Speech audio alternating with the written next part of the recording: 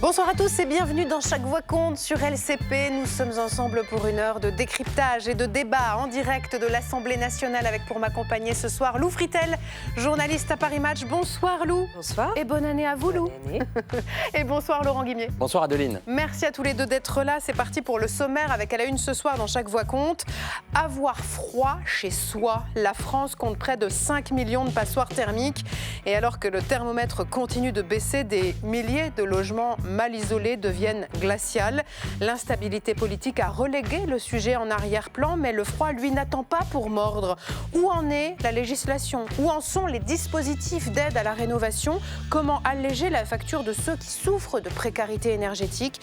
Eh bien, nous en parlons ce soir avec Marie Cœur de Roy. Bonsoir. Bonsoir. Vous êtes journaliste spécialiste de l'immobilier à La Tribune dimanche et à BFM Business. Merci d'être là aux côtés d'Audrey Zermati. Bonsoir. Bonsoir. Vous êtes spécialiste en rénovation énergétique et directrice stratégie à EFI. Merci d'être là aux côtés de Guillaume Eichelmann. Bonsoir. Vous êtes chargé de mission logement social à la CLCV. On a plein de questions à vous poser. Merci d'avoir bravé la neige pour venir jusqu'à nous ici à l'Assemblée nationale. À suivre, quelle histoire, bien sûr, avec Laurent Guimier.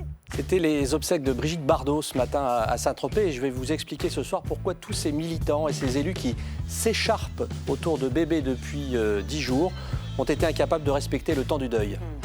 Et puis dans la deuxième partie de Chaque Voix compte, la colère agricole. Comment va se solder la partie d'échec autour du Mercosur? Les agriculteurs veulent monter à Paris demain. La Commission européenne est réunie à Bruxelles. Ursula von der Leyen espère signer l'accord la semaine prochaine en Amérique du Sud. Que peut encore faire le gouvernement pour calmer l'ire de nos campagnes? La censure est-elle proche pour Sébastien Lecornu? Nous en débattrons avec François Jolivet, député Horizon de l'Indre, David Cormand, eurodéputé écologiste. Et nous serons aussi avec Charlotte Murat, journaliste au sein du groupe EBRA et spécialiste des questions agricoles. Nous en parlerons aussi avec vous, Lou. Oui, tout à fait. Volte-face à l'italienne sur le Mercosur ou avons-nous crié cocorico un peu trop tôt? C'est ce que nous verrons. Vous pouvez interroger nos invités ou nous faire part de vos réflexions en flashant le QR code qui s'affiche ici et tout au long de l'émission. C'est Laurent Guimier qui se charge de vos questions. Attention, il veille au grain. Et puis bien sûr, Bourbon Express, le journal de l'Assemblée nationale tout à l'heure, préparé et présenté par Marco Pommier. Voilà pour le programme de ce soir. Installez-vous confortablement, Chaque Voix compte. C'est parti.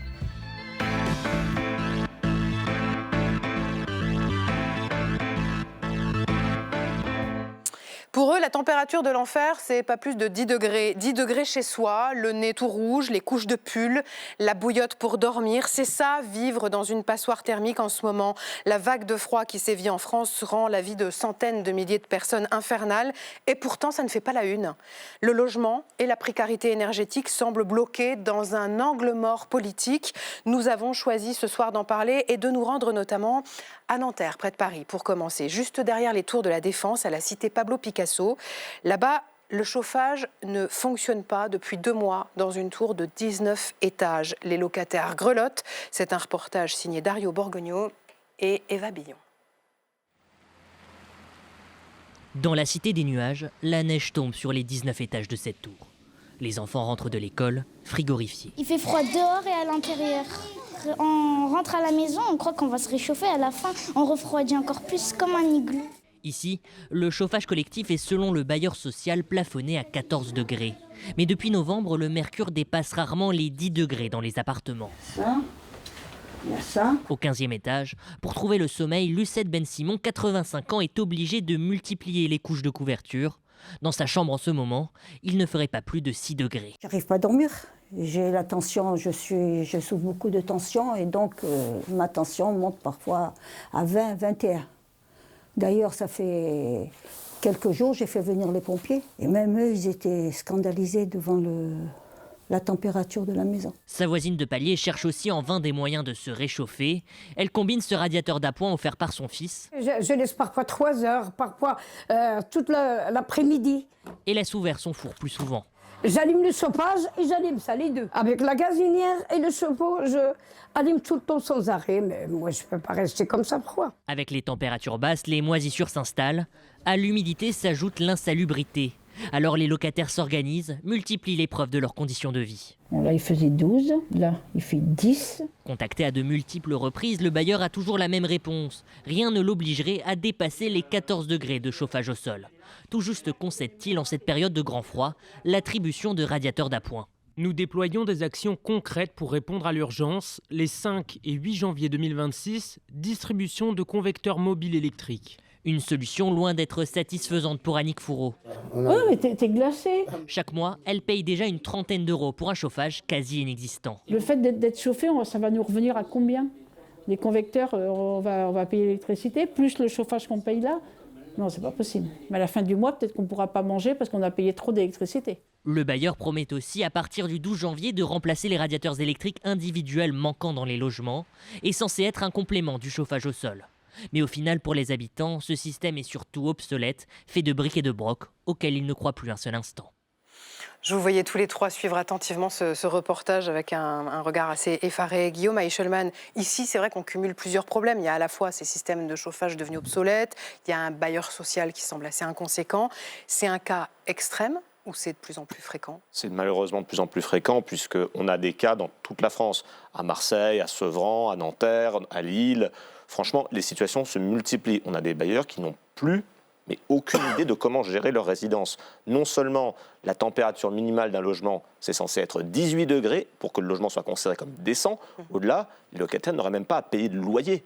Et ils devraient justement se retourner contre leur bailleur pour exiger la réalisation directe des travaux, voire même regarder avec le préfet et le maire pour que justement ces travaux soient exécutés immédiatement.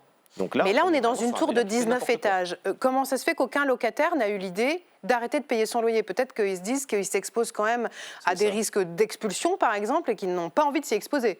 Voilà, puisqu'il y a eu de plus en plus de mesures qui ont été prises par des bailleurs sociaux pour expulser des locataires, désormais, il y a plus de bailleurs sociaux qui expulsent que de bailleurs privés. Désormais, vous avez 54% des expulsions en 2024 qui étaient le fait de bailleurs sociaux, c'est-à-dire 125 000 personnes qu'on a mis à la rue.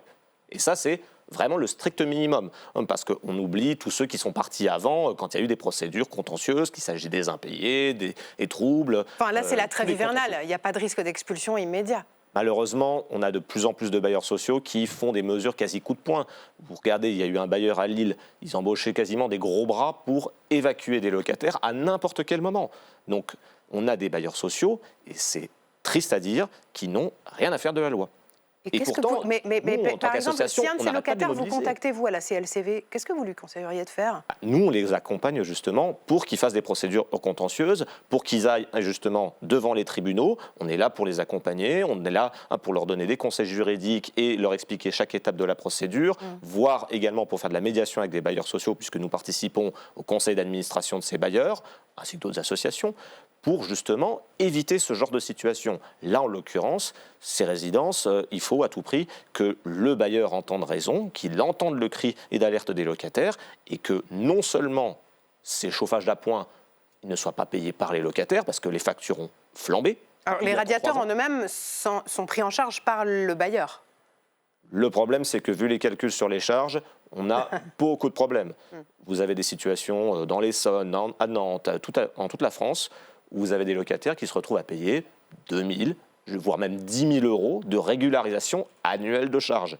Et ça, c'est confirmé aussi par le ministère du Logement. On a des impayés qui atteignent des sommes stratosphériques, quand bien même le bailleur s'engage la main sur le cœur en train de vous dire « Ah oui, mais vous inquiétez pas, c'est pas vous qui allez payer ». Sauf que la facture, au final, est quand même adressée au locataire. Marie-Cœur de Roy, je vous voyais affligée pendant la diffusion du reportage. Oui, alors d'abord, moi je ne crois pas que sur le parc social, ce soit si courant que ça, des situations dramatiques comme celle-là. Effectivement, il faut stopper le paiement des loyers, c'est la première chose. Après, c'est toujours compliqué parce que le bailleur social, il perçoit aussi en partie directement les aides au logement, les fameuses APL. Et puis, il ne faut pas non plus complètement, je ne sais pas qui est ce bailleur social, mais il ne faut pas oublier quelle est la politique menée depuis 2017 à l'égard des bailleurs sociaux. On leur a retiré de l'argent aux bailleurs sociaux, des milliards d'euros. Et sauf qu'on n'en parle pas parce que c'est un mécanisme un peu compliqué. Et on leur demande d'investir pour rénover un parc qui est considérable. Donc à un moment donné, vous le disiez très bien, Adeline, c'est-à-dire que c'est un sujet, cette crise du logement, plus vive que jamais, dont on ne parle pas dans les médias mainstream, et je trouve ça dramatique.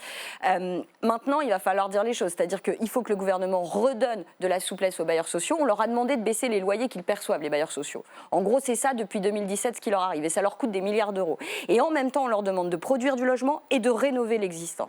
Or là, vu la quantité de logements dont on parle, c'est pas des milliards, c'est pas des dizaines, c'est des centaines de milliards d'euros dont on parle. Parce que est-ce qu'on sait aujourd'hui évaluer la part du parc social HLM qui est classé en passoire énergétique? Alors oui, on sait, et c'est beaucoup plus faible que le parc privé, je tiens à le dire quand même, parce que les bailleurs sociaux, ils font les travaux quand même. C'est pour ça que je dis, cet exemple-là, il est dramatique, mais on est quand même très très loin de la situation du parc privé. Et il faut le rappeler quand même. J'entends bien qu'il y a des bailleurs sociaux qui ne doivent pas forcément faire bien leur boulot, et c'est le cas visiblement ici.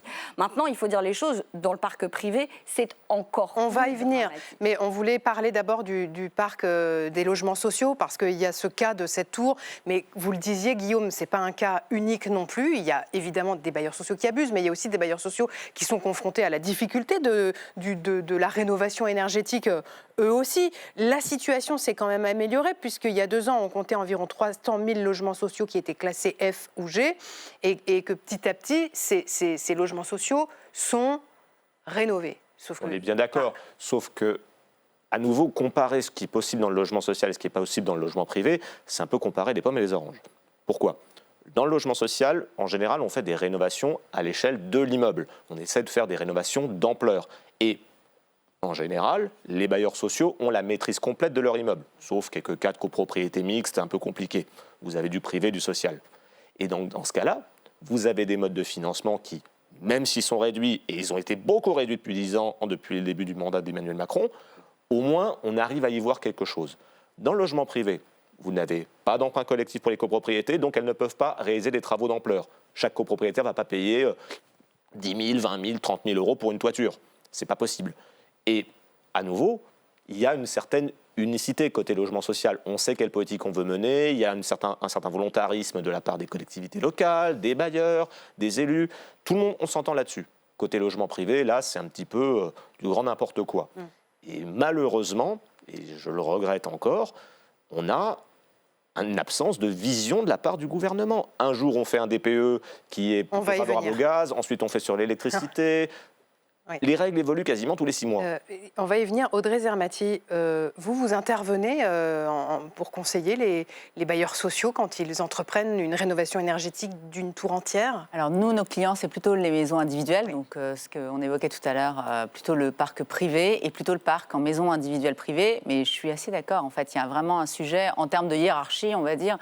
Ceux qui sont aujourd'hui, malgré tout, les mieux lotis, c'est quand même la partie bailleurs sociaux. Le logement collectif privé, tout ce qui est copropriété, reste le parent pauvre de la rénovation énergétique, parce que c'est compliqué, parce que c'est des décisions collectives, parce que les dispositifs ne sont pas suffisamment adaptés. Donc voilà, donc là, ça peine vraiment à atteindre les objectifs qu'on s'est fixés pour la copropriété. Et puis, il y a tout le parc de maisons individuelles que nous, on adresse et sur lequel il y a encore beaucoup de choses à faire, mais qui évoluent au gré un peu des atermoiements dont on va parler sur les aides. Alors justement, les atermoiements. Au total, on dénombrait en France au 1er janvier 2025, donc il y a 1 an, 5 400 000 logements classés F ou G, c'est la définition d'une passoire énergétique. Alors c'était quand même déjà 400 000 de moins qu'1 an plus tôt. Et alors, tadam, depuis ce 1er janvier, 700 000 logements sont sortis du classement F ou G. Alors pas parce que les propriétaires ont entrepris des travaux, non, parce que le mode de calcul a changé. Et c'est ce que Marion Becker nous explique. DPE, 3 lettres pour désigner le diagnostic de performance énergétique, mis en place en 2006 pour inciter à rénover les logements mal isolés. L'objectif, en finir avec les passoires thermiques, est loin d'être atteint. En 2025, 5 400 000 logements étaient encore classés F ou G. Depuis le 1er janvier, 700 000 n'y figurent plus, sans avoir réalisé aucun travaux. Et ce, grâce au changement de la méthode de calcul du DPE. L'électricité est moins pénalisée. Ainsi, 64% des logements classés F passent en E et 33% de ceux étiquetés G passent en F et peuvent à nouveau être mis en location alors que les propriétaires n'ont pas isolé le logement. Officiellement, pour Matignon, il s'agit de valoriser l'électricité, énergie décarbonée, face au gaz ou au fioul. Les syndicats et les associations de défense des consommateurs et des locataires y voient un tour de passe-passe au détriment des ambitions écologiques et de la rénovation énergétique. Car il sera toujours aussi cher de se chauffer dans ces logements qui viennent de basculer de catégorie. Marie Cœur de Roy, ce changement de mode de calcul, bonne ou mauvaise nouvelle? Je vais m'attirer les foudres de certains, je pense. Mais vous êtes là pour ça? Pour moi, c'est une bonne nouvelle. C'est le timing, forcément. On va suspecter le gouvernement, mais parce qu'évidemment, ils veulent casser un tout petit peu le thermomètre pour faire tout rentrer dedans. Mais la réalité, c'est qu'effectivement, c'est quand même lunaire qu'aujourd'hui, vous soyez chauffé au gaz. On veut réduire notre dépendance au gaz de certains pays, et en même temps, aujourd'hui, jusqu'à avant, il y a quelques jours, vous étiez mieux valorisé dans votre note de diagnostic de performance énergétique quand vous étiez chauffé au gaz qu'à l'électricité. C'est quand même lunaire, c'est l'énergie décarbonée, on en a trop même. Donc moi je pense que sur le fond c'est une bonne nouvelle. Après le problème derrière, c'est qu'effectivement, comme c'est pas la première fois qu'ils nous font le coup, et qu'il y a eu un autre truc aussi, on avait bougé le DPE sur les petites surfaces, parce que du coup ça nous faisait sortir quelques petites surfaces, machin. Forcément, compte tenu du bazar que c'est, sur les aides à la rénovation, sur les diagnostiqueurs eux-mêmes suspectés de fraude, de machin, de trucs, dès qu'on bouge un truc, on va accuser le gouvernement de faire les choses à dessein pour faire sortir tout un tas de logements de la situation de passoire thermique. La réalité, c'est que dans le fond, c'est quand même une bonne nouvelle. Maintenant, ça ne veut pas dire que tous ces logements-là ne doivent pas être rénovés. Et attention, on va gagner une note, ok. Mais enfin, je vous rappelle qu'en 2034, les logements, eux, seront à leur tour interdits à la location. Donc, ça ne fait que repousser le problème. Ça ne fait que repousser le problème, mais le temps étant de l'argent, d'ici 2034, peut-être que les propriétaires auront le temps d'entreprendre ces travaux ou de réunir l'argent pour les faire. Non, alors, clairement non. Je vois que Guillaume Aeschlimann n'est pas d'accord. Le gouvernement, ok, il souhaitait passer sur de l'électricité, justement, compte tenu du contentieux international, c'est compréhensible. Par contre, on en est quand même au deuxième tour de passe-passe. Et en fait, c'est juste une forme de lâcheté. Il ne souhaite pas admettre comme quoi le calendrier qu'il a lui-même fixé en 2021 n'était pas tenable avec le budget qu'il proposait. Donc soit on augmentait le budget, et donc on mettait une prime rénov qui valait vraiment la peine, parce qu'actuellement, sans même parler des débats actuellement sur le budget 2026, si on avait la même prime rénov qu'en 2025, il faudrait qu'on ait 30 fois cette prime rénov pour arriver à rénover tous les logements. Donc on ne tiendra jamais les délais. Ou alors il faut vraiment changer les règles en disant c'est bon, on arrête de rigoler, on force la rénovation et c'est l'État qui prend tout en charge et on s'en fiche du rôle des copropriétés, on s'en fiche des maisons individuelles, on force au pas de charge. Mais ça, c'est pas possible dans l'État.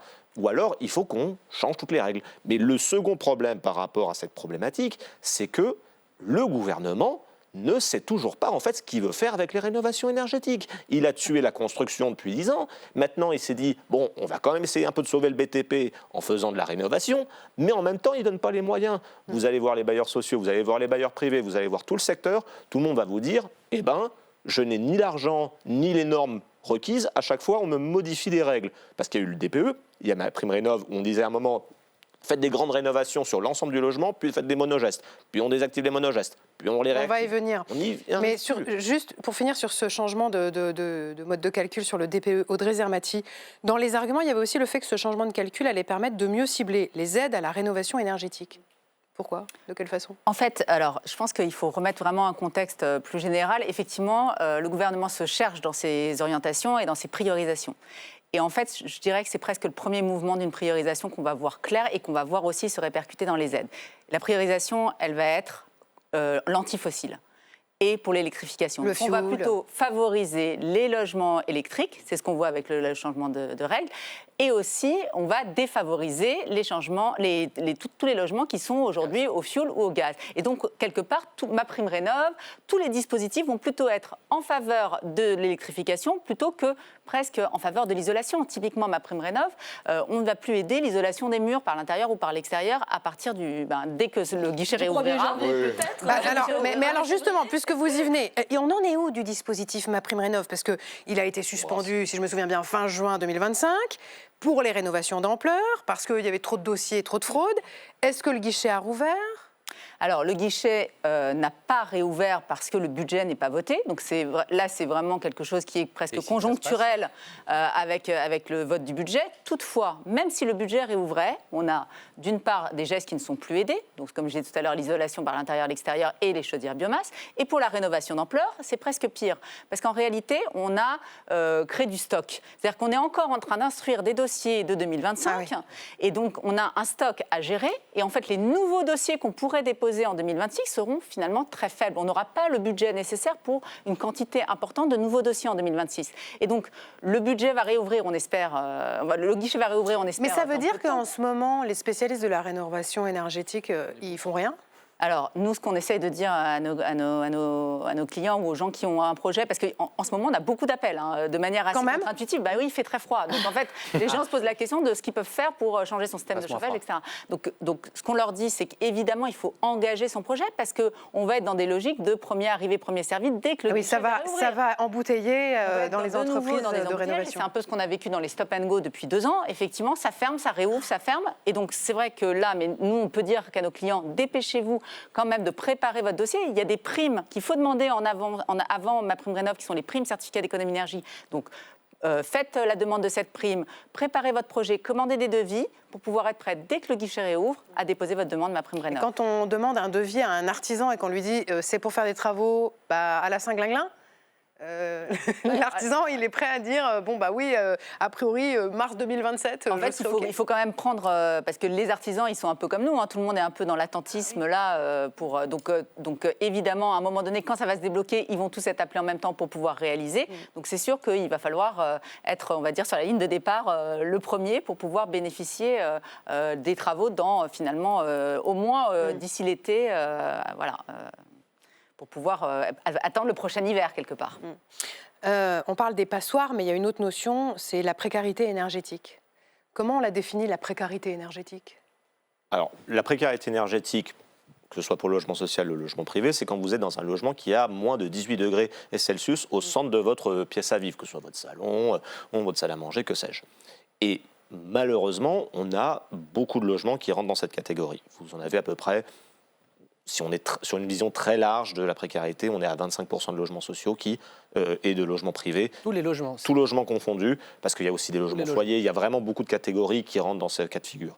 Et dans ce cas-là, vous n'êtes plus en capacité d'avoir un logement qui répond à vos attentes en termes de confort et qui peuvent présenter même des risques pour la santé et la sécurité. Typiquement, développement de moisissures, des maladies type bronchite, et notamment pour les nouveau-nés. Il y a aussi... cela concerne la précarité énergétique, ces ménages qui n'arrivent pas à payer leurs factures, les ménages parmi les 30% les plus modestes qui consacrent plus de 8% de leurs revenus à des dépenses énergétiques pour leur logement. Ça concernait en 2022 plus de 3 millions de ménages. Et alors il y a une enquête très intéressante qui a été réalisée en novembre dernier par l'Observatoire national de la précarité énergétique, qui dit que 35% des Français disent souffrir du froid chez eux. 36% disent avoir eu du mal à payer certaines factures de gaz ou d'électricité au cours des 12 derniers mois. 36% alors qu'il n'était que 28% en 2024. Est-ce que vous, à la LCLCV, vous êtes sollicité par des personnes qui sont en état de précarité énergétique, c'est-à-dire pas seulement qui vivent dans des passoires thermiques, mais avec le coût de l'énergie, qui ne peuvent plus payer leurs factures ? Évidemment, c'est même l'un des premiers cas de contact que nous avons avec des locataires, puisque du fait de la crise énergétique depuis 2022, vous vous retrouvez avec une accumulation des prix. Avant, on était, pour faire très simple, autour des 20 € du mégawattheure chez des bailleurs sociaux. Un mégawattheure, c'est 1000 kWh. Donc, quand vous regardez votre facture, c'était des sommes relativement modérées. C'était un plus bas historique, tout le monde était relativement satisfait. Désormais, en moyenne, on est plutôt aux alentours des 100 € du mégawattheure. Votre facture a été multipliée par 5. Il y a eu des boucliers tarifaires entre-temps qui ont permis de limiter en partie cette hausse, mais ils étaient mal calibrés par rapport à l'habitat collectif, puisqu'on n'avait pas les protections qu'on pouvait retrouver dans du logement individuel. Donc forcément, au bout de 2 ans, avec toutes les difficultés liées justement à notre bouclier tarifaire qui était mal calibré, qui évoluait tous les 6 mois, vous vous retrouviez avec une régularisation de plusieurs milliers d'euros. C'est les cas que nous avons rencontrés à Vigneux-sur-Seine dans l'Essonne, à Valenciennes dans le Nord ou dans les quartiers nord de Marseille. Et malheureusement, il y a peu de solutions qui sont proposées par l'État pour trouver des solutions parce que les dispositifs d'aide sont extrêmement complexes. Et côté bailleurs sociaux, eux-mêmes étant en difficulté économique, ils ne peuvent pas proposer des systèmes d'étalement de paiement, de sauvegarde, ou alors il faut quasiment les menacer directement devant les tribunaux. Donc, de plus en plus de locataires sont en grande difficulté économique. Vous avez actuellement 25% des locataires du parc social qui ont eu un impayé au cours de la dernière année et 13% qui ont eu un impayé depuis plus de 3 mois. Donc vous avez des locataires qui n'en peuvent plus. Vous dites, les dispositifs d'aide sont trop complexes, mais est-ce qu'ils ont des recours ? Parce que là aussi, on ne peut pas leur couper l'électricité. Alors, en l'occurrence, on peut leur réduire la puissance. Mais voilà. C'est déjà beaucoup, parce qu'en gros, vous arriverez à faire chauffer votre bouilloire, et c'est tout. Parce que c'est ça la réduction de puissance. Ce n'est pas non plus un truc négligeable. Vous n'allez pas continuer à ne pas payer votre électricité et à être tranquille. Il y a encore beaucoup de coupures, notamment de gaz et d'EDF, parce que même si vous êtes tranquille un petit peu pendant la période hivernale, après, on recoupe. Et le problème, c'est que ces dispositifs d'aide sont beaucoup trop complexes. Un des gros dispositifs d'aide que l'on rencontre, c'est ce qu'on appelle le Fonds de solidarité logement. C'est mis en place par les départements. Le document fait 15 pages. Essayez d'expliquer à un locataire qui est déjà dans une grande précarité, qui est transi par le froid, comme quoi il va devoir remplir 15 pages de paperasse dans un langage que personne n'arrive à comprendre, pour avoir éventuellement une aide qui varie d'un département à l'autre, avec des conditions variées. Personne n'a l'intention de faire quoi que ce soit. Et on a beau alerter le gouvernement, enfin les gouvernements, puis maintenant en 3-4 ans, sur les mesures à prendre, personne ne bouge. Il y avait une proposition de plan en septembre qui faisait consensus sur l'ensemble du secteur. Nouveau gouvernement, ça a été enterré. Voilà où on en est. Marie Cœur de Roi, je ne sais pas si vous avez vu défiler là, ce qu'on voyait à l'écran, il y a de plus en plus de locataires qui partagent leur quotidien sur les réseaux sociaux avec des photos de thermomètres dans leur maison qui affichent des températures en dessous de 10 degrés. Il y a une espèce de solidarité entre internautes qui se met en place avec, on l'a vu pendant les vacances de Noël, des conseils du type éteignez votre chauffage quand vous partez en vacances parce que sinon vous allez dépenser trop d'argent. Et puis quand ils rentraient de vacances, il faisait 5 degrés dans le logement. On en est là aujourd'hui, c'est-à-dire que c'est sur les réseaux sociaux qu'on finit par... Oui, mais ça ne marche pas. Enfin, c'est toujours le truc, c'est qu'on a beau crier et ça ne marche pas. On rejoint le truc, c'est-à-dire qu'on a fait des obligations de rénovation énergétique pour les propriétaires bailleurs. Il faut quand même rappeler les dates. Depuis le 1er janvier 2025, vous n'avez plus le droit de mettre à la location des logements qui sont notés G. À partir du 1er janvier 2028, ce seront autour des F. Et je disais 2034, les E. Or, moi j'en trouve, je regarde tous les jours les sites à la location. Soit il n'y a pas la note de DPE, soit on a filé un petit billet au diagnostiqueur et puis finalement le G est devenu un F, le F est devenu un E et ça passe comme ça.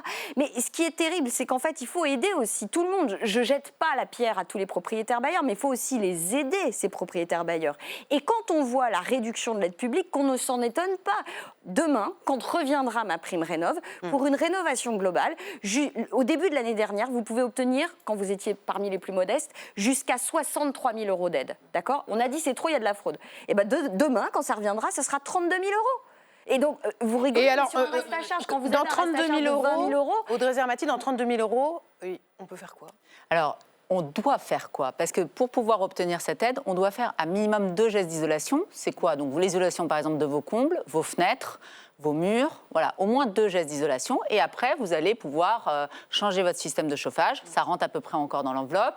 Et puis, vous allez éventuellement mettre de la ventilation pour que votre logement respire. Donc, c'est vrai qu'aujourd'hui, ça reste des sommes importantes, mais ça s'est considérablement réduit. On n'a plus les moyens, finalement, de nos ambitions. C'est vrai qu'on se met des objectifs très importants, mais on a un budget qui est quasiment équivalent, voire en baisse par rapport aux années d'avant. Donc, on essaie d'augmenter il y a un document qu'a sorti le gouvernement il y a quelques jours, la SNBC, c'est la stratégie nationale bas carbone, qui propose 250 000 comme objectif, 250 000 rénovations d'ampleur par an.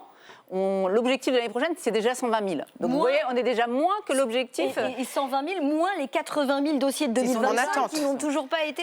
Donc en réalité, on se donne des objectifs et on se fait plaisir à créer des objectifs. Enfin, finalement, on n'a pas les moyens de respecter. Et c'est vrai qu'il y a ces obligations qui sont quand même un aiguillon pour finalement les propriétaires et pour même l'ensemble du marché immobilier. Je rappelle, et c'est important de le rappeler peut-être aux gens qui nous écoutent, c'est que quand vous êtes locataire, votre propriétaire, si vous êtes dans une passoire, votre propriétaire ne peut pas augmenter le loyer. Et donc c'est important de le dire. Et ceux qui passent au 1er janvier 2026, qui sortent du statut de passoire, les locataires vont peut-être avoir des mauvaises surprises avec des augmentations de loyer, puisqu'on sera dans des logiques de déplafonnement. Et on peut ajouter quelques exceptions près, parce que dans le logement social, vous n'avez pas le gel des loyers pour les logements F et G. Donc en gros, vous avez la double peine. Les locataires qu'on disait à Nanterre, non seulement ils ont froid, ils sont dans une passoire, et en plus, ils vont augmenter leur loyer. Et ils ne vont c'est pas des tarder à hausses, recevoir la facture d'électricité des petits convecteurs, les petits grippins là qu'on Voilà, va leur donc, envoyer en pour gros, se chauffer. personne n'est gagnant. Par contre, sur les propriétaires privés, je tiens quand même à nuancer quelque chose. Ça fait quand même depuis 20 ans qu'on leur dit qu'il y a un DPE qui doivent commencer à faire des travaux. Oui, vous prêchez une convaincue. Le ménage mais a on leur été dit fait. qu'on allait les aider quand même. Hein, Oui. Parce que, bon, on disait qu'il y avait trop de dossiers et trop de fraude. Bon, trop de dossiers, ça ne va pas s'arrêter. Mais trop de fraude. Alors oui, ça, le gouvernement a quand même pris des mesures pour mettre un stop sur les fraudes. Donc on est... Les margoulins de la rénovation énergétique, il n'y en a vous plus. savez, quand vous divisez par 2 les aides, c'est un peu moins tentant, ça attire moins de monde pour faire des fraudes. Donc déjà, le fait de... Mais du coup, forcément, c'est au détriment des gens qui en bénéficiaient et qui avaient droit à ces montants. Donc oui, le sujet des fraudes, mais le vrai sujet, c'est le pilotage du budget. Et de pouvoir se dire, on se donne une somme et on essaye d'avoir de la visibilité sur le long terme pour pouvoir vraiment embarquer aussi... Bon, il y a un nouveau ministre du Logement. Voilà. Bon, il faut que le gouvernement tienne pour qu'il puisse peut-être mener à bien certains de ces chantiers. Tout à fait, et qui donne de la visibilité et qu'il puisse annoncer à l'avance si l'aide doit être dégressive. C'est mieux que ce soit dégressif que qu'il y ait des stop and go et qu'on se dise on ferme le guichet parce qu'on n'a plus d'argent. Mais avant ça, il faut voter un budget. Tout à fait. Merci infiniment à tous les trois d'être venus réchauffer nos idées sur le plateau de Chaque Voix compte. Dans un instant, ça va être la question qui fâche.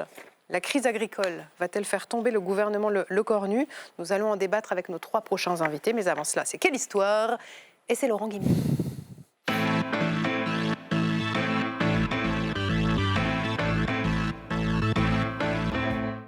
Et ce soir, Laurent, vous nous expliquez pourquoi la mort de Brigitte Bardot n'a pas fait taire les polémiques sur les démêlés de bébés, aussi bien avec la justice qu'avec sa proximité avec la famille Le Pen.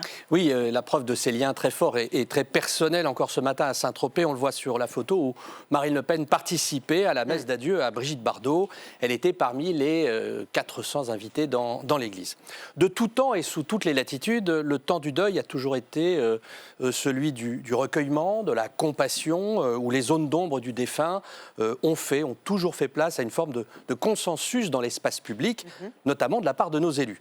C'est dans ce sens que je crois qu'on peut lire le communiqué du président de la République, le jour même de la mort de bébé, le président et son épouse, qui s'inclinent sobrement, je cite, devant une immense actrice, une militante libre, une icône. Pas de mention, par exemple, des démêlés de l'actrice avec la justice. Là, on est dans le temps suspendu du deuil. Mais franchement, à part ce communiqué, j'ai rarement vu, dans les jours suivant la mort d'une personnalité, autant de politiques et de militants s'écharper autour d'un cercueil. Et pourquoi alors? Pourquoi est-ce que Brigitte Bardot a eu ce traitement particulier? Alors, je crois que ce traitement, il est dû à l'addition de 3 causes. D'abord, dans notre société numérique, aujourd'hui, sur les réseaux, on ne commémore pas, on tranche et on juge. Ça, c'est comme ça, j'allais dire, malheureusement pour tout le monde. Ensuite, Bardot était elle-même une sorte de radicalité en tant que telle, avec l'indignation immédiate. Elle était adorée ou détestée, jamais tiède. Et sa mort, donc, par ce qu'elle a dit, par ce qu'elle a fait, a réveillé des archives parfois radioactives, entre guillemets, sur l'écologie ou le féminisme. Et puis enfin, et c'est très prégnant en France, je crois que se dire à la fois écologiste et très éloigné de la gauche, comme l'était dans les 2 cas bébé, eh ben, ça colle pas. Résultat, condoléances impossibles pour beaucoup. Celui qui s'est brûlé les doigts, par exemple, hein, en tweetant sur X, c'est le député insoumis Aymeric Caron. Regardez, Caron, qui est lui-même militant de la cause animale, a écrit « Aujourd'hui, je laisse de côté les déclarations polémiques, je ne retiens que son engagement précurseur ». Et bien, regardez les réactions, et encore, je vous épargne totalement les centaines de messages d'insultes qu'il a reçus. On lui ressort les photos de bébé avec Marine Le Pen, Florian Philippot ou Sébastien Chenu. Ça, c'est rien. On l'accuse également quasiment de nazisme, puisque le régime hitlérien avait adopté des mesures en faveur des animaux. Bon, vous voyez, c'est extrêmement violent. Ouais, ok, mais c'est juste des réponses à un message sur X. C'est pas un drame, c'est les réseaux sociaux. Oui, mais ce sont des messages qui disqualifient tous la possibilité d'une écologie de droite ou d'extrême droite. Je parle de ce que l'on peut constater. C'est le 3e facteur dont je parlais il y a un instant. Il faut bien comprendre que Brigitte Bardot était quand même une sorte de bête noire des partis écologistes. Je parle devant M. Cormand, on en parlera peut-être tout à l'heure. Eurodéputé écologiste qui est arrivé sur notre plateau. Interview de Marine Tondelier pour le magazine Vert, il y a un an. Elle écrit, elle dit, elle assume, quand tu veux protéger le vivant, tu ne peux pas protéger seulement le vivant vu par Brigitte Bardot. L'écologie politique, dans ce qu'elle a toujours véhiculé, n'est pas compatible avec l'extrême droite. Et ça ne date pas d'hier. Ça peut paraître anecdotique, mais allons à Hénin-Beaumont quelques instants, ville RN où Marine Tondelier a été élue au conseil municipal en 2021. On a baptisé, le maire RN a voulu baptiser cette rue du nom de avenue Brigitte Bardot. Marine Tondelier a mené le combat contre cette décision qu'elle a qualifiée à l'époque de copinage plus qu'autre chose. Regardez l'archive du conseil municipal. C'est très très chaud entre elle et le maire Steve Brivois, mais il y a beaucoup d'arguments intéressants. Quand on dénomme une rue, il faut veiller à éviter qu'il y ait des formes Son œuvre de perdure, conflit. alors que vous... Mais si vous n'aviez pas de problème, vous ne même pas me un feu de couperiez paille, pas. madame. Si vous étiez à l'aise, vous ne me n'êtes même pas un couperiez feu de paille, madame. Quand on dénomme une rue, il faut veiller à éviter qu'il y ait des formes de conflit d'intérêts et que les choix retenus correspondent à des personnes qui ont tout au long de leur vie étaient des références de leur époque. Choisir comme nom une personne qui a été condamnée plusieurs fois, même si d'autres aspects de la vie de cette personne méritent de la considération, pose problème. Alors à ce stade, j'aurais pu vous montrer le message posté par Marine Tondelier ou son parti, les écologistes, après la mort de Brigitte Bardot, mais en fait, il n'y en a pas. Aucun message de condoléances de la part des écologistes après cette personne qui a quand même fait des choses pour la cause animale. Vous nous dites que la mort n'apaise rien dans cette histoire ? Dans la société aujourd'hui digitale dans laquelle nous sommes, je pense qu'au contraire, non. La mort de Brigitte Bardot raconte ce que l'espace public numérique ne maîtrise pas encore, et pas uniquement dans un mouvement politique en particulier. Hein. Ce qu'il ne maîtrise pas, c'est la nuance, l'admiration sans adhésion ou l'hommage sans alignement total. Je vous dis ça un 7 janvier, en écho forcément à ce qui se passait il y a 11 ans, jour pour jour. L'attentat de Charlie Hebdo. Regardez, c'était la une de Charlie la semaine dernière. Et j'en reste là, tout simplement. Avec les bananes de Joséphine Baker.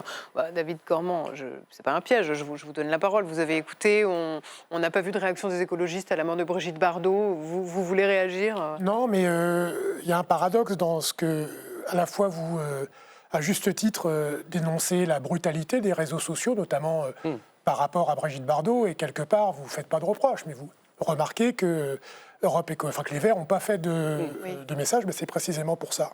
Je pense qu'il y a un moment de respect, de deuil par rapport aux proches de Brigitte Bardot, et que quand on a un avis nuancé, comme il convient d'en avoir un sur le parcours de Brigitte Bardot, il vaut mieux se taire au moment de son décès, plutôt que d'avoir un message alambiqué qui, à la fois, rendrait hommage sans le faire. Donc il vaut mieux se taire. Des fois, c'est la formule le silence est d'or. Il y a quelques jours, votre parti a publié un communiqué justement sur un militant écologiste qui est mort, et c'est normal que le parti ait salué sa mémoire. Non, mais voilà. Vous l'avez dit vous-même, il y a des zones de lumière et d'ombre dans la vie de Brigitte Bardot. Et donc, je pense que quand on fait un hommage, on fait un vrai hommage. Si c'est pour faire un hommage et à la fois soulever des éléments critiques par rapport à Brigitte Bardot juste après son décès, je pense sincèrement qu'il vaut mieux se taire. Voilà qui est dit, dont acte. On passe à la question qui fâche. Une autre.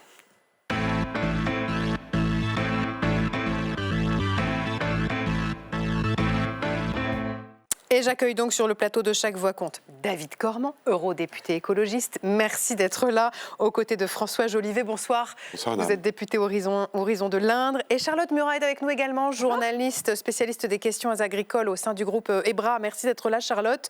La tension monte encore d'un cran ce soir chez les agriculteurs, alors que la Commission européenne semble tout proche de signer l'accord commercial avec le Mercosur. Le vote formel pourrait avoir lieu vendredi. Les ministres de l'Agriculture des 27 sont à Bruxelles pour répondre à la colère du monde agricole. Les tracteurs, eux, veulent monter à Paris demain. C'est Baptiste Garguy-Chartier qui pose ce soir la question qui fâche. Dans le Lot-et-Garonne, ces agriculteurs ont pris la route dès hier soir, direction Paris. Plus de 600 km en tracteur pour faire entendre leurs revendications. Depuis 2 ans, on voit bien que ce gouvernement est incapable de nous apporter des solutions. Aujourd'hui, 75% des structures agricoles sont en difficulté financière. On ne peut pas continuer comme ça. Aujourd'hui en France, des rassemblements ont été recensés dans de nombreux départements. Du Gers à la Drôme, en passant même par la Corse ou encore les Ardennes. Une mobilisation massive. Dans la ligne de mire des agriculteurs, l'accord de libre-échange avec les États du Mercosur, la politique agricole commune européenne ou encore la stratégie gouvernementale contre la dermatose. À Matignon hier, organisation d'une réunion à huis clos. Pas moins de 11 ministres rassemblés par le premier d'entre eux pour tenter de circonscrire l'incendie. Pourtant, depuis lundi, les choses semblaient bien amorcées. Les responsables syndicaux se sont succédés, reçus tour à tour par Sébastien Lecornu. Épilogue des consultations mardi soir. C'est ce que nous a dit le Premier ministre. Il annoncera d'ici la fin de la semaine, donc nous sommes mardi soir, d'ici vendredi, les mesures qu'il entend très concrètement mettre en place. De son côté, la coordination rurale maintient la pression, avec ses cortèges en route vers la capitale. On veut pouvoir rentrer pacifiquement dans Paris. Bon, on n'est pas là pour tout casser. S'il faut qu'on finisse d'y arriver, je sais pas, même en sous-marin par la Seine, on va y arriver. Hein. Moi, je vous le dis, on aura peut-être perdu des troupes, mais on arrivera dans Paris, sur des lieux symboliques, pour porter nos doléances. On peut manifester, mais on peut pas bloquer Paris. On peut pas bloquer Rungis, qui nourrit 10 millions de Français en Île-de-France. C'est elle, Annie Genevard, qui doit déminer ces dossiers éminemment sensibles dès aujourd'hui à Bruxelles, avec en question centrale la signature du Mercosur. Si le président de la République vote pour le Mercosur après toutes les déclarations, il prend le risque d'une censure. L'exécutif semble plonger dans l'embarras, sur une ligne de crête. Alors que des annonces se font toujours attendre, la question qui fâche ce soir, la voici. La France peut-elle sortir de la crise agricole ? François Jolivet, David Cormand, est-ce que d'abord la signature de l'accord avec le Mercosur fait encore un doute ce soir, François Jolivet ? Écoutez, j'ai un député européen à ma droite, il connaît bien le processus. Si cet accord, qui est pré-signé aujourd'hui, quelque part, dans la forme, était signé officiellement, il appartient au Parlement européen de délibérer sur le sujet, pour le ratifier. Et comme ce sont des compétences partagées entre l'Union européenne et la France, il faudra que le Parlement français le ratifie. Vous voulez dire que ce n'est pas exactement la fin de la partie ? C'est-à-dire que je pense il n'est pas dit qu'Ursula von der Leyen soit au Paraguay la semaine prochaine ? Ma rigueur intellectuelle m'impose de dire que si la présidente de la Commission le signe, c'est qu'il y a une majorité d'États qui est favorable, quel que soit le vote du président. Et on a bien vu les atermoiements entre les Polonais qui nous soutiennent, les Italiens qui nous soutiennent un coup, puis qui nous soutiennent plus après, parce que tout ça se fait en miroir, si j'ose dire, de la réforme de la PAC, où tous les pays essayent de mélanger les fonds structurels FEADER et puis FEDER et la politique agricole commune. On va parler de l'Italie dans un instant, justement, avec Lou Fritel. David Cormand, vous avez la même lecture que François Jolivet ? D'abord pour que... C'est pas fini ? Non, mais d'abord pour que tout le monde comprenne bien, parce que quand on dit l'Union européenne, c'est 3 institutions. C'est pas une, c'est 3. Il y a le gouvernement, l'équivalent du gouvernement, ça s'appelle la Commission, avec l'équivalent d'une première ou d'un Premier ministre, c'est Madame von der Leyen. Madame von der Leyen, quelque part, elle a fait un coup de bluff. C'est au moment, d'ailleurs, je crois que c'était le moment de la dissolution en France. Elle a été en Amérique du Sud pour... Ça a été présenté, elle a signé le Mercosur. En fait, elle a signé l'arrêt des négociations. Donc on a un accord avec ces 5 pays d'Amérique du Sud qui constituent le Mercosur. Il n'y a plus de négociations. C'est fini. L'accord, il est figé. Ensuite, il faut qu'il soit ratifié. La ratification, elle se fait en 2 étapes. D'abord, les États, ça c'est la deuxième institution de l'Union européenne, c'est les conseils, c'est les 27 États, où la France, jusqu'à maintenant, essaye de trouver une minorité de blocage pour empêcher le fait que le Conseil ratifie. Si elle n'y arrive pas, c'est-à-dire s'il y a une majorité qualifiée suffisante pour dire « nous, le Conseil, on est d'accord », il y a une 3e étape qui est le Parlement européen. C'est la 3e institution, c'est un triangle de l'Union européenne. Et là, la partie n'est pas jouée. En fait, on va voir ce que vont voter les parlementaires européens. Et ça va être très disputé. C'est disputé parce qu'il y a différents groupes qui sont d'accord sur rien, ça va vous faire plaisir, entre les écologistes et l'extrême droite, pourquoi dites-vous ça gratuitement à Laurent Guimier ? Qui sont d'accord sur rien, mais sur le Mercosur, ne veulent pas voter pour. Bon. Et à l'intérieur des groupes, et c'est ça qu'il faut bien comprendre, c'est-à-dire qu'en France, c'est pour ça que j'entends M. Retailleau dire moi je suis pour la censure de ce gouvernement, mais sur ce coup-là, pas le sujet. Il y a une unanimité quasi de toutes les forces politiques françaises, de tous les parlementaires français pour dire on ne veut pas de cet accord avec le Mercosur. Ça c'est clair. Les LR pour le coup au Parlement européen. Mais la famille politique, c'est pour ça que Retailleau, auquel il appartient, il est patron des LR français, Retailleau. C'est le chef du parti. Membre du parti PPE européen, du 2e pays de l'Union européenne, qui fait un numéro de claquette pour dire « moi, je vais censurer Macron », s'il y a une question du Mercosur, c'est que c'est une exigence du patron du parti de droite de M. Retailleau au niveau européen, qui est allemand, qui s'appelle Manfred Weber, et une ambition de von der Leyen, qui est membre du PPE, allemande aussi, qui veut le Mercosur. Donc c'est eux qui doivent censurer. C'est pas en France qu'on va censurer, il n'a qu'à censurer von der Leyen. Mais d'ailleurs, les LR ont essayé de censurer von der Leyen. Oui, mais ils appartiennent quand même au groupe PPE, et donc ils leur donnent de la force. Oui, ils ne vont pas se couper un bras.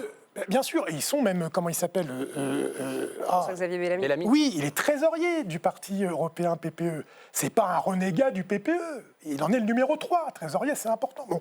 Donc en fait, là, il y a les groupes politiques et il y a les pays qui ont des approches et des analyses différentes. Par exemple, la gauche espagnole et portugaise, le reste de la gauche européenne est plutôt critique. Ouais. Mais eux, ils sont pour d'autres raisons historiques. Puisque le Mercosur, c'est des anciennes colonies espagnoles, portugaises, donc ils se disent, nous, avoir un lien renforcé avec cette partie du monde, c'est pas plus mal pour nous. Il y a un autre type d'analyse qui est de dire, avec les enjeux géopolitiques nouveaux et Trump... Le Venezuela n'est pas loin du Paraguay, de l'Uruguay et du Brésil. Le Venezuela est un membre exclu du Mercosur. Il y a 5 membres. On est autour. Il en est exclu, mais il était membre à l'origine du Mercosur. Pour moi, c'est un mauvais argument, mais c'est un argument qu'on entend, de dire attention, il faut quand même trouver des alliés. Et dernier point, parce que M. Jolivet disait à juste titre qu'en principe, il faudrait que cet accord, après, soit validé par les 27 États. Sauf que là, il y a une petite astuce, c'est qu'il coupe l'accord en deux. Il y a l'aspect commercial, qui est, qui est une compétence européenne, donc il n'y a pas besoin d'avoir l'avis des parlements, et il y a l'aspect partenariat politique, qui est en fait le plus intéressant en vrai, y compris par rapport à ce qu'on vient de se dire sur les questions diplomatiques. Et ça, c'est une compétence partagée. Donc le pire, c'est qu'on va avoir la pire partie de cet accord, qui est l'aspect commercial, mais l'aspect qui aurait pu être positif, qui est le partenariat politique, celui-là, on ne l'aura jamais. C'est ce qui s'est passé avec l'accord avec le Canada, où en fait, on ne le ratifie jamais complètement. On garde que l'aspect commercial. Vous en parliez il y a un instant, on va y revenir avec Lou Fritel. Il se trouve quand même qu'Emmanuel Macron est un peu esselé sur la scène européenne, depuis notamment qu'il a été lâché par l'Italie de Giorgia Meloni il y a quelques heures. Oui, alors il y avait quelques signes avant-coureurs tout de même. Bon, petit rappel des faits. Il y a un mois, à la mi-décembre, Giorgia Meloni, qui était pour le Mercosur, a changé son fusil d'épaule et a fait une alliance qu'on n'imaginait pas forcément se former avec Emmanuel Macron pour faire pression sur Ursula von der Leyen, la présidente de la Commission européenne. Et ça, c'était assumé de la part des Italiens de façon à obtenir une rallonge sur la politique agricole commune. En France, on a créé Cocorico comme si, ça y est, on avait réussi à on avait gagné un allié pour une minorité de blocage. Tout à fait.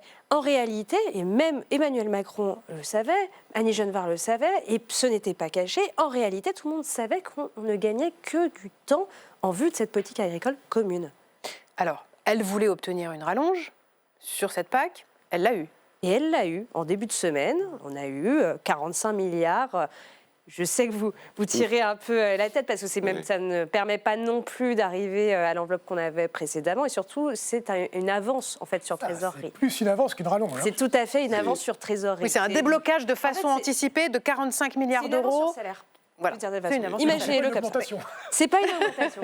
Mais c'est une petite rallonge, et sachant que Giorgia Meloni a eu aussi des agriculteurs qui sont sortis dans son pays pour aller manifester contre le Mercosur. Elle s'entend bien avec le patron des syndicats agricoles, mais même lui était contre. Donc effectivement, il y avait aussi des gestes politiques à faire.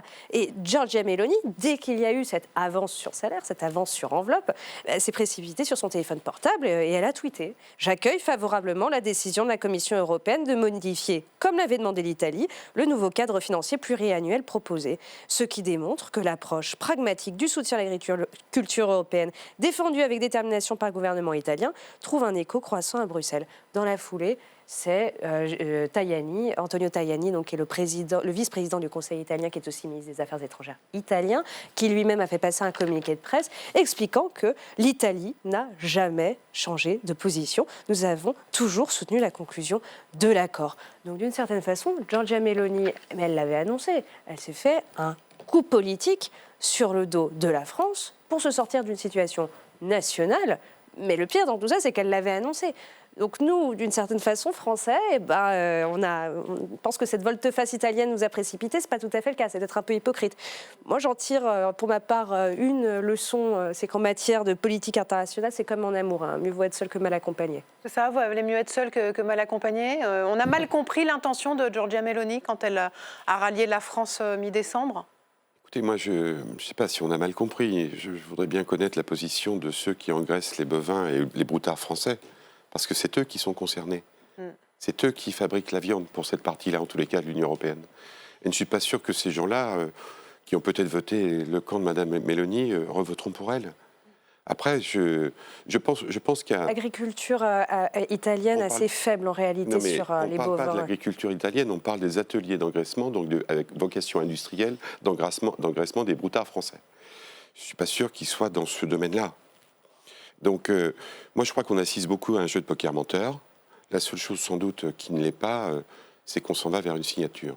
Et d'ailleurs, ça me permet de répéter que le Parlement, sur un 50-1, a voté contre, à la demande du gouvernement, si j'ose dire, les accords du Mercosur, et que moi-même, qui ne suis pas LFiste, a voté pour la proposition vous le disiez, de résolution. il y a quand même certaine unanimité de la classe politique française sur le sujet. Avant d'y revenir, justement... Après, si vous me permettez, madame, le monde agricole, là, on parle des éleveurs bovins. Quand vous raisonnez pour quelqu'un qui, aujourd'hui, est viticulteur, il est très promoteur de l'accord du Mercosur. Et sans doute que les parlementaires qui étaient moins présents lors du vote de la résolution LFI sont d'ailleurs faciles à retrouver.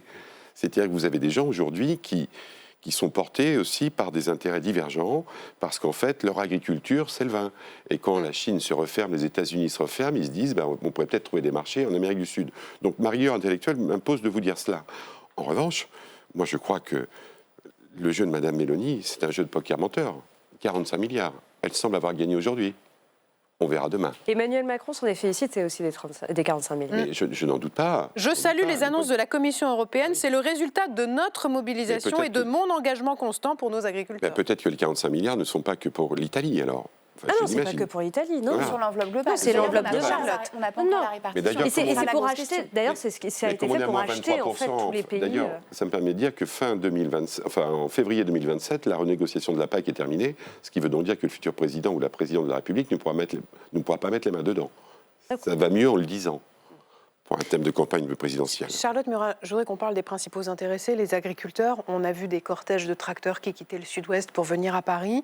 Est-ce qu'on sait mesurer d'ailleurs ce mouvement de monter vers la capitale? Est-ce qu'on sait dire combien de tracteurs réussiront à atteindre Paris demain? C'est un peu la grande question là. À l'heure actuelle, je les ai en toute fin d'après-midi, début de soirée, ils étaient encore en train de négocier avec la préfecture de Paris pour trouver un lieu où manifester dans la capitale demain.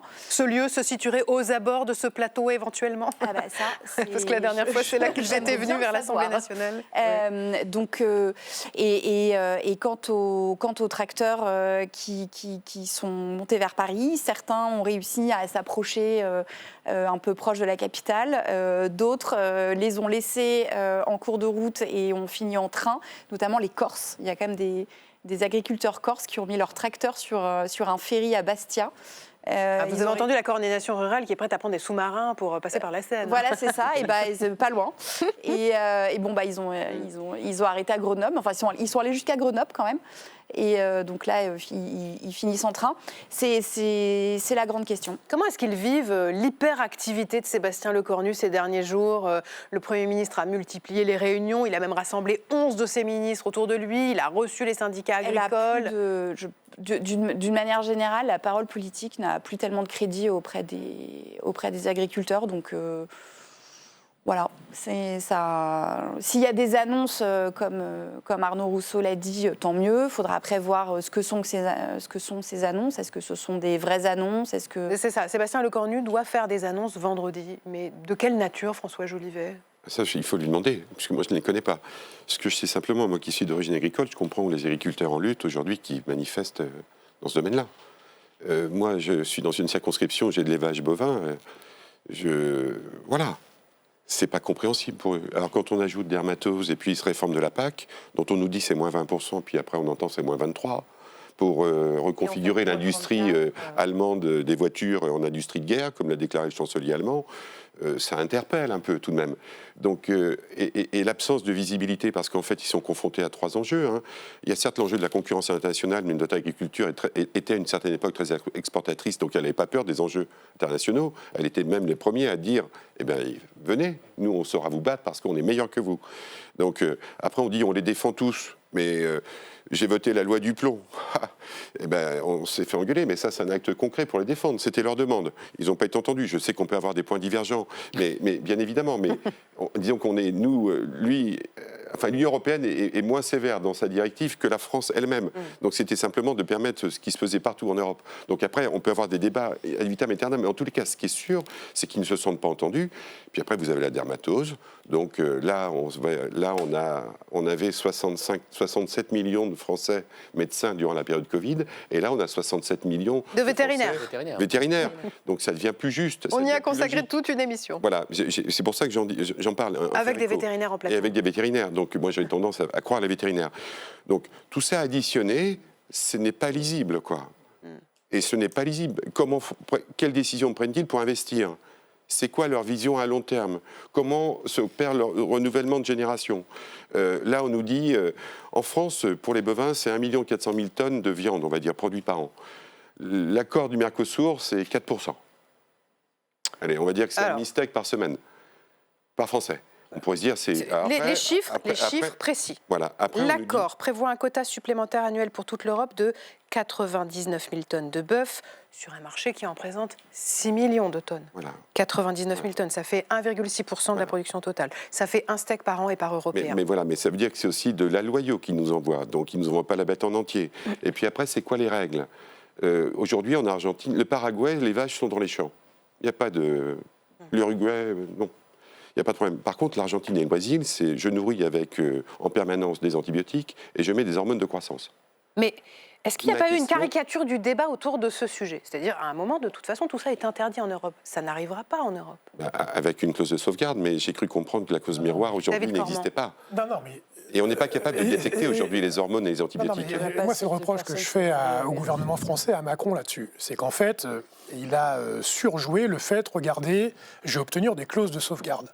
Il faut dire et répéter que ces clauses de sauvegarde, c'est du vent. C'est rien. C'est pour ça que j'insistais tout à l'heure. Non, c'est rien.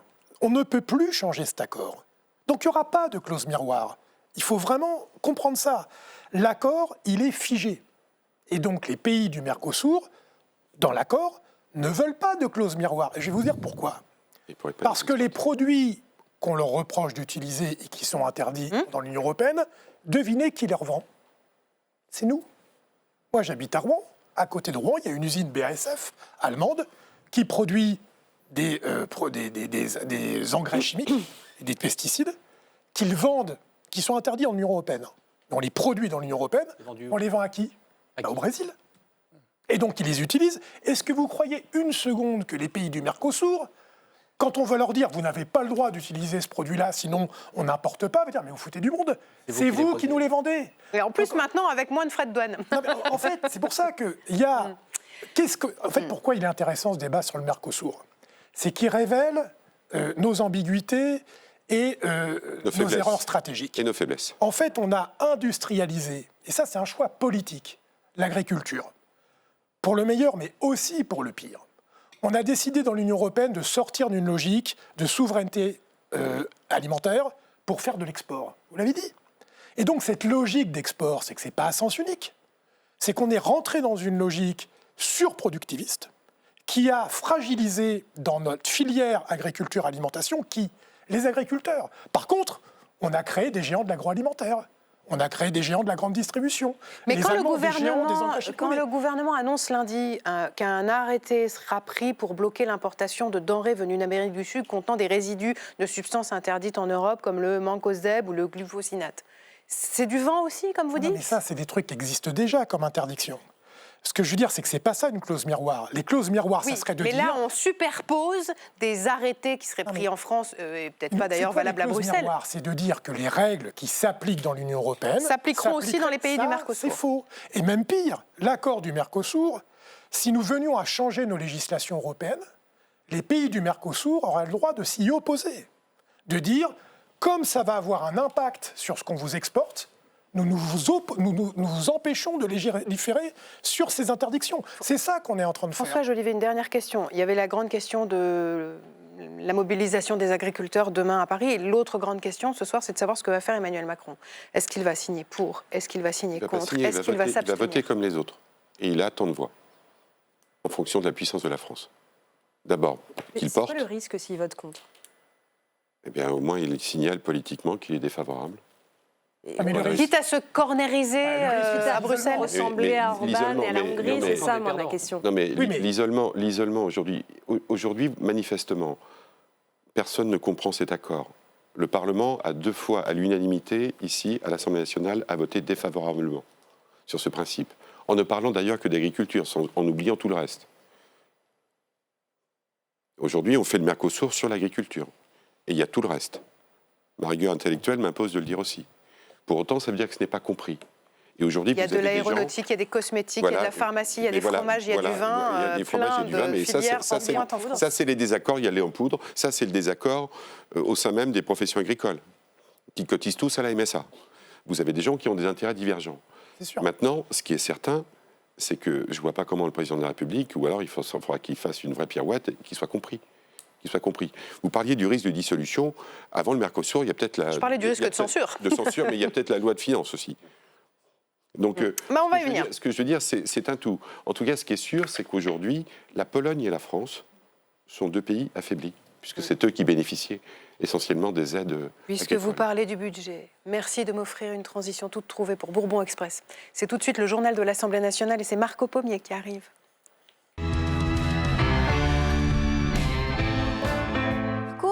Marco Pommier, c'est son premier Bourbon Express de l'année. Bonne année, Marco. Meilleurs vœux à vous aussi. Dans Bourbon Express ce soir, le budget 2026, c'est un jour sans fin. Voilà, Et la pression monte sur le gouvernement. Hein. Oui, coup de pression du groupe Horizon à l'Assemblée. Le parti d'Édouard Philippe appelle à siffler la fin de la récré. Et de François Jolivet. Cet après-midi, pendant la séance de questions au gouvernement. Le monde tourne vite. Nous n'avons pas le temps de tergiverser. Dans ce contexte, Monsieur le Premier ministre, nous vous demandons sans délai de pouvoir déclencher l'article 49.3 de la Constitution pour doter le pays enfin d'un budget qui permette à nos forces armées d'avoir les moyens de défendre et de protéger la nation et à la France d'être respectée. Utiliser le 49.3 donc, car la loi spéciale ne permet pas de débloquer les 6,7 milliards d'euros promis à la défense. C'est l'argument utilisé. Alors pour l'instant, Sébastien Lecornu a toujours dit non au 49.3, mais aura-t-il le choix? Eh bien, c'est toute la question. Pression du groupe Horizon, mais aussi du groupe socialiste et de son président. Oui, cet après-midi, dans un entretien au journal Libération, Boris Vallaud a exclu tout vote en faveur du budget 2026 et il prévient, le gouvernement devra donner des motifs pour ne pas être censuré. Boris Vallaud fixe des conditions, la suppression totale de l'année blanche, la revalorisation de la prime d'activité, l'abandon de la suppression de 4000 postes d'enseignants. Autre priorité pour les socialistes, l'écologie et le logement. Bon, c'est plutôt mal parti pour le compromis, mais on y croit. En attendant, la Commission des finances va à nouveau examiner le budget à partir de demain matin à 9h30. Et en tout cas, le gouvernement essaie d'y croire. En tout cas, affiche sa bonne volonté. Oui, on l'évoquait hier soir dans Bourbon Express. La ministre des Comptes publics a proposé que le gouvernement participe aux travaux de la commission. Proposition au président de la Commission des finances. Nous rendrons à Éric Coquerel dans quelques heures avec le ministre Lescure une proposition qui est que nous mettions aussi à la disposition des travaux en commission des finances dans les prochains jours. Ce n'est pas l'usage, mais là aussi le gouvernement veut prendre ses responsabilités et il se met à la disposition du Parlement, y compris dans un format où habituellement il n'est pas présent.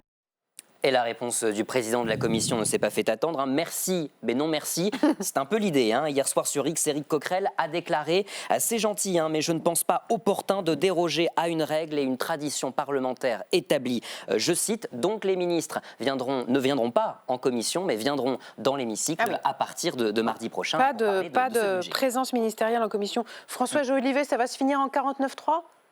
Écoutez, moi je ne sais pas ce que fera le gouvernement. Ce qui est sûr, c'est que c'est mal parti pour que la France ait un budget rapidement. On a 2000 amendements et demain, ça commence à 9h, pas 9h30. 9h. C'était marqué sur l'agenda de l'Assemblée, 9h30. On me dit Vous 9h, avez modifié l'agenda. Mais ce qui est certain, mais d'habitude, c'est ça. Mais au-delà de ça, je pense que, et mon collègue député européen, qui vit encore mieux la vision internationale que moi, montre que tout est un peu en tempête aujourd'hui. N'est-ce pas? Et qu'il y a peut-être besoin de faire certaines choses. Et aujourd'hui, on est mal parti.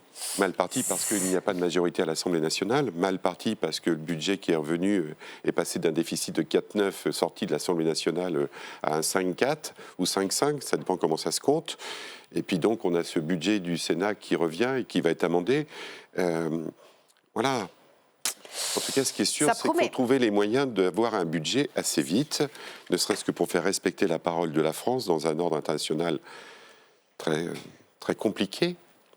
Et là, je parle des déficits. C'est que, vous savez, on suivra, et par ailleurs, le ministère de la évidemment... Défense a besoin de ses sous, c'est vrai aussi. Mais les maires qui vont entrer en renouvellement, ils ont aussi besoin de leur DETA, de leur DSI, et tous les crédits discrétionnaires de l'État, les entreprises qui peuvent rencontrer des difficultés, l'État aujourd'hui, les agriculteurs. Moi, j'avais déposé des amendements sur l'épargne de précaution dans la loi de finances, c'est foutu. C'est foutu. Alors, il faut bien pour faire de l'épargne de précaution. Commission, demain matin, 9h. Marco, vous vouliez aussi nous dire un mot ce soir d'un livre qui fait polémique en ce moment chez les députés. Oui, un des députés vent debout du RN au camp présidentiel qui ont réagi sur les réseaux sociaux et à l'Assemblée hier soir. Un ouvrage qui s'appelle Péché et guérison, écrit par M. Ibn al-Gaïm, édité par les éditions Tavba et qui est librement vendu aussi bien à la FNAC que sur Amazon et qui comporte des écrits absolument dégueulasses, pardon, j'ai pas d'autre mot qui me vient à l'esprit, homophobes, antisémites et des appels au meurtre. Voilà, donc il faut absolument agir. Péché et guérison, c'est donc un recueil de textes musulmans écrits par un imam du XIVe siècle, un livre épinglé il y a plusieurs jours par le président du collectif gay conservateur Eros, choqué que le livre soit éligible au Pass Culture. Page 226. L'exécution de l'homosexuel est impérative et elle sera pour lui un bénéfice dans l'au-delà. Page 225. L'homosexualité compte parmi les plus grands méfaits car cela est pire que le meurtre. Et c'est cette vidéo qui est à l'origine du scandale, près d'1 million de vues sur X. Dans la foulée, Sébastien Chenu, député RN et vice-président de l'Assemblée, a signalé l'ouvrage à la procureure de la République dans un courrier. Face à la polémique, la FNAC et Amazon ont retiré le livre de leur plateforme. Voilà qui est dit. Merci Marco, merci à tous les trois d'être venus ce soir sur le plateau de Chaque Voix compte. Cette émission est rediffusée tout à l'heure à 23h30. Vous la retrouvez aussi en replay sur lcp.fr et sur les plateformes de podcast. Merci d'avoir été avec nous. Dans un instant, c'est Débat Doc et c'est Jean-Pierre Gracien. Moi, je vous dis à demain en direct à 19h30. Bonne soirée.